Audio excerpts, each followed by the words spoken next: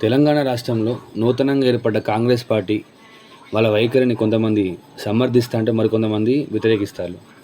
Like ఎటువంటిదంటే Telangana ఎన్వలప్‌ను మారడం కానీ, గీతం పెట్టడం కానీ,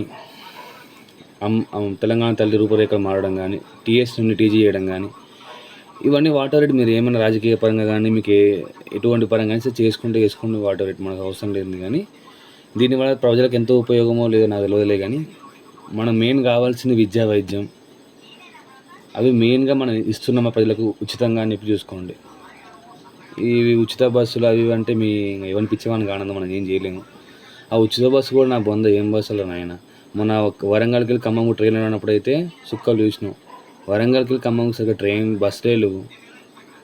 ఒక సూపర్ లగ్జరీ బస్సు కూడా లేదు. ఏదో ఆంధ్ర బస్ అత్త రావాలో లేపుతలేదు అన్నట్టు.